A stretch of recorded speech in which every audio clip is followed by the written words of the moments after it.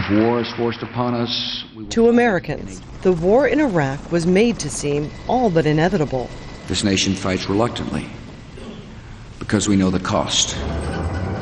But what did Americans know? Our sources tell us that as U.S. military involvement ends, it's important to remember the how and why it began. Ladies and gentlemen, these are not assertions. These are facts, corroborated by many sources. Those indisputable facts were not.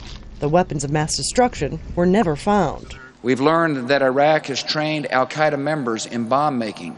Certainly by the time of the invasion, it was a very clear analytical conclusion within the U.S. government that there really had been no operational link between al-Qaeda and the Saddam regime. Americans were assured it would be a relatively easy and fast fight. My belief is we will, in fact, be greeted as liberators. For a time, that seemed possible. In the Battle of Iraq, the United States and our allies have prevailed. But then... There are known knowns. There are things we know we know. We also know there are known unknowns. You go to war with the army you have, not the army you might want. Now, why do we have to dig through local landfills for pieces of scrap metal? I'm the decider, and I decide what is best.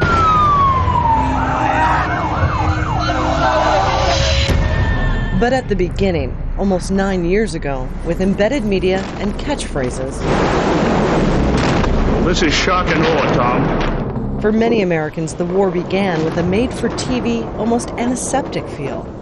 The real tragedy here is that the story of the Iraqi people and the suffering that they have gone through is still relatively poorly understood by Americans. Reset! American casualties were counted, but their returning caskets were hidden from view for most of the war. Still, their families' grief was often broadcast. 4,483 American troops were killed. 32,200 seriously wounded on the battlefield. Americans were told the war wouldn't really be expensive. Oil revenues would pay for reconstruction. That didn't happen. The U.S. government is putting the figure for combat at around $800 billion. But Professor Kathy Lutz added up all the hidden expenses: long-term veterans benefits, interest on the debt, the cost of replacing equipment. At least $3.5 trillion can be accounted for by the war in Iraq. That bill hasn't been paid. The money was borrowed, while American taxes were cut. So after almost 9 years, while many in the military have paid for war and likely will continue to, the country on the whole still has not. So in that sense, regardless of how it began, the burden of war will not end with a simple closing ceremony. Patty Culhane, Al Jazeera, Washington.